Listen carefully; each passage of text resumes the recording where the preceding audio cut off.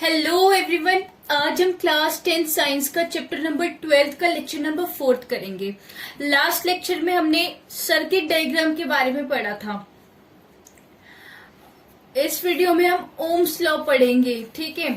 तो इसमें हम क्या क्या पढ़ेंगे, ओम्स लॉ होता क्या है, ओम्स लॉ वो लॉ है, मतलब इसमें हम पढ़ेंगे relation between potential difference and current और पोटेंशियल डिफरेंस के बीच में क्या रिलेशन है वो हम इसमें पढ़ेंगे। So without wasting time let's get started.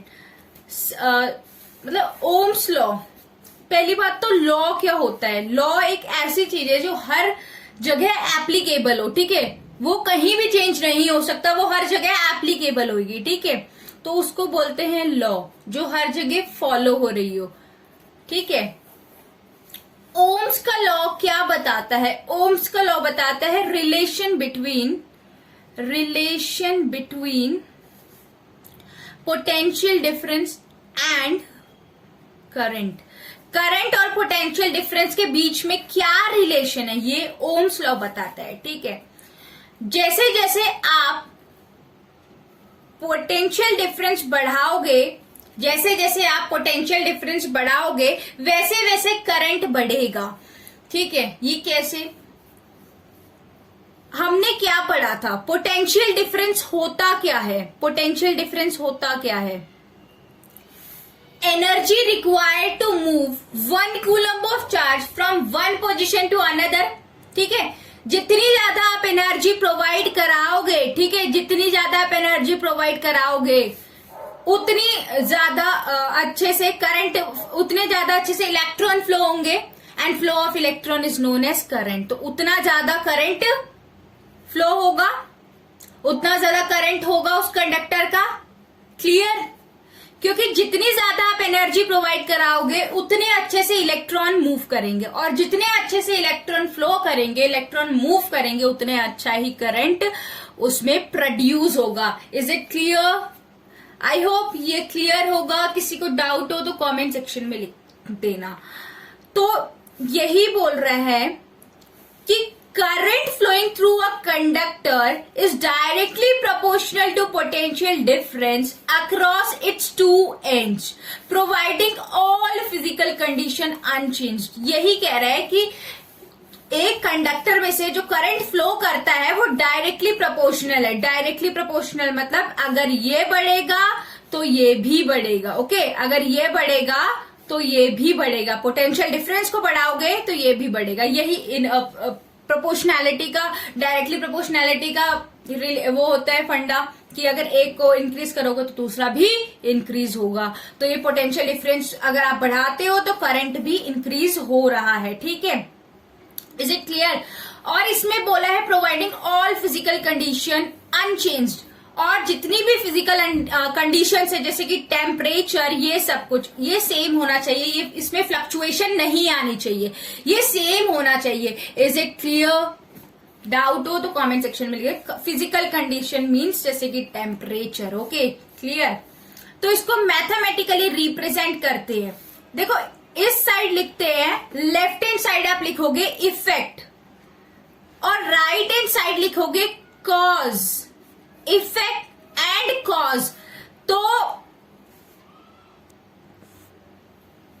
Cause क्या था, कारण क्या था? आपने क्या करा? आपने पोटेंशियल डिफरेंस इंक्रीज कर दिया, इससे इफेक्ट क्या हुआ? इफेक्ट क्या पड़ा?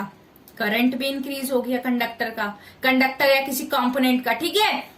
आपने क्या करा? पोटेंशियल को बढ़ाया, कॉज, कारण। इसकी वजह से क्या हो गया? आपका इफेक्ट क्या देखने को मिला? आपका करंट इंक्रीज हो गया। तो इस साइड हमेशा इफेक्ट लिखते हैं और फिर लिखते हैं कॉज, ओके, क्लियर। एनसीईआरटी में डायरेक्टली लिख रखा है V is directly proportional to I, but ऐसे मत लिखना। और ये वाले एनसीईआरटी में आपको दो टाइप की डेफिनेशन मिलेगी। कुछ एनसीईआरटी में ये वाली डेफिनेशन है और कुछ में पोटेंशियल डिफरेंस से स्टार्ट हो रखा है। तो ये वाली डेफिनेशन बिल्कुल ठीक है, यही वाली डेफिनेशन लिख के आना है। पहले लिखते हैं इफेक्ट, फिर लिखते हैं कॉज, क्योंकि कॉज क्या था? आपके पोटेंशियल डिफरेंस को बढ़ाने की वजह से आपका क्या बढ़ रहा था? करंट बढ़ रहा था। और यही डेफिनेशन बिल्कुल करेक्ट है, यही लिख के आनी है, ठीक है। तो पहले आपने ये लिखा, इसके बाद आप लिखोगे ये V is directly proportional to I।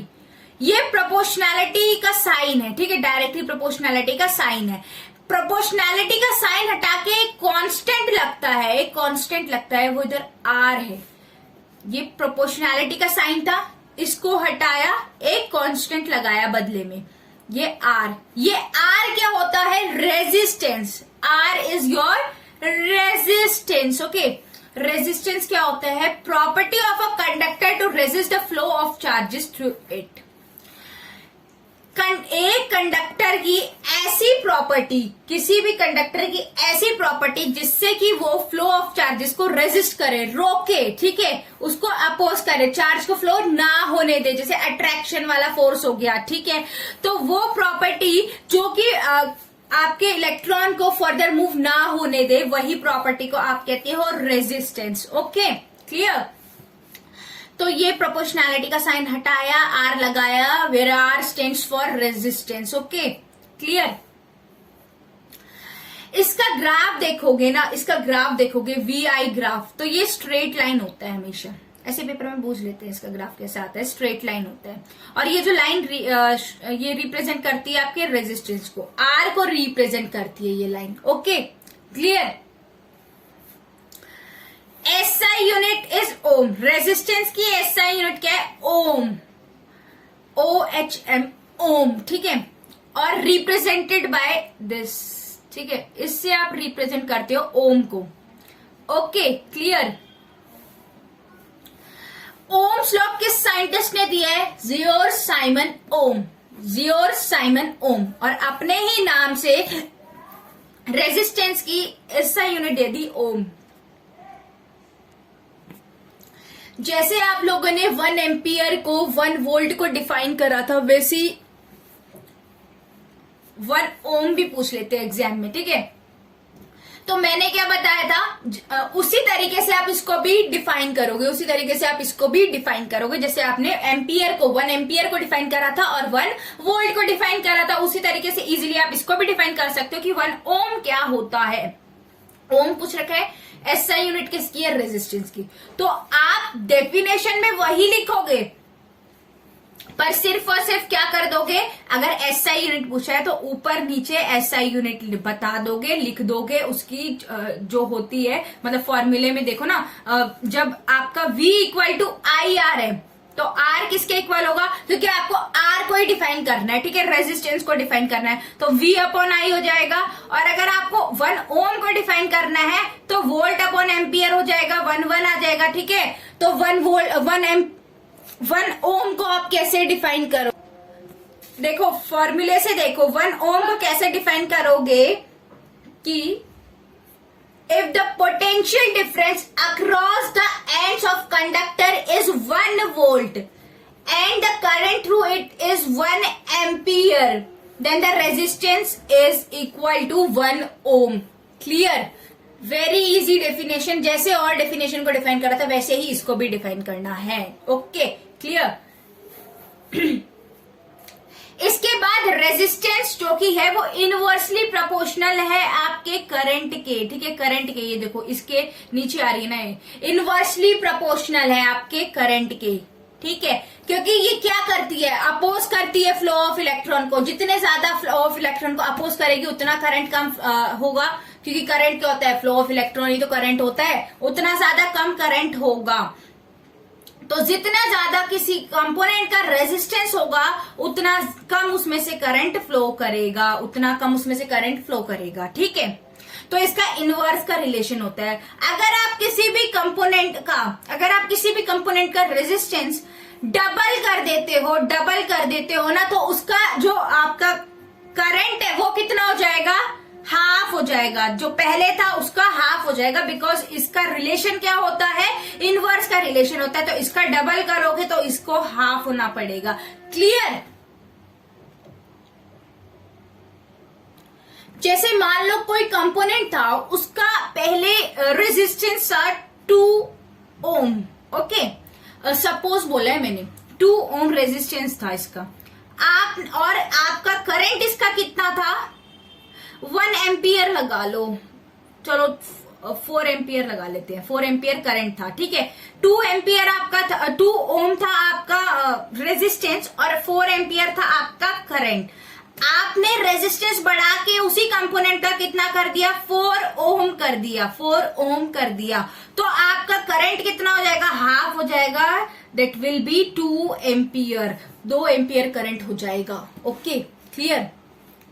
क्योंकि आपने क्या करा, रेजिस्टेंस को डबल कर दिया, दोगुना कर दिया, तो ये क्या हो जाएगा, हाफ हो जाएगा। ठीक है, आई होप यहां तक सबको क्लियर होगा।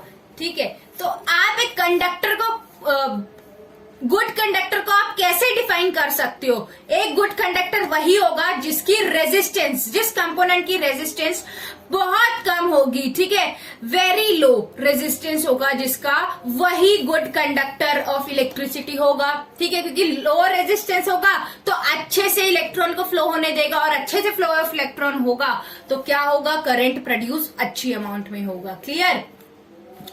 इसके बाद आप बोलते हो बैड कंडक्टर। बैड कंडक्टर क्या होता है? बैड कंडक्टर वो जिसका हाई रेजिस्टेंस हो, जिसका हाई रेजिस्टेंस हो। A component which has high resistance is known as poor conductor of electricity. Okay, तो आप पुअर कंडक्टर को, गुड कंडक्टर को इस तरीके से डिफाइन कर सकते हो। तीसरी टर्म आती है इंसुलेटर। तीसरी टर्म आती है इंसुलेटर। तो how will you define insulator? ठीक है, इंसुलेटर को कैसे डिफाइन करोगे? जिस कंपोनेंट का रेजिस्टेंस इवन हायर देन आपके बैड कंडक्टर से भी हाई है ना, जिसका रेजिस्टेंस, वो इंसुलेटर होगा। सबसे कम गुड कंडक्टर का, उससे ज्यादा आपके बैड कंडक्टर का, और you can say poor conductor का, और इंसुलेटर का तो और भी ज्यादा। मैंने पता नहीं क्या बोला, मैं खुद भी कंफ्यूज हूं, कहीं मैंने इधर उससे कम नहीं बोल दिया, पता नहीं, एक बार दोबारा सुनते हैं। गुड कंडक्टर का सबसे लो रेजिस्टेंस, तभी अच्छे से इलेक्ट्रॉन फ्लो होंगे। ठीक है, इसका हाई रेजिस्टेंस और इसका सबसे हाई रेजिस्टेंस। ठीक है, गुड कंडक्टर, पुअर कंडक्टर, और you can say bad conductor, and it is insulator. I hope ये लेक्चर सबको क्लियर होगा। Thank you so much, and subscribe to our channel.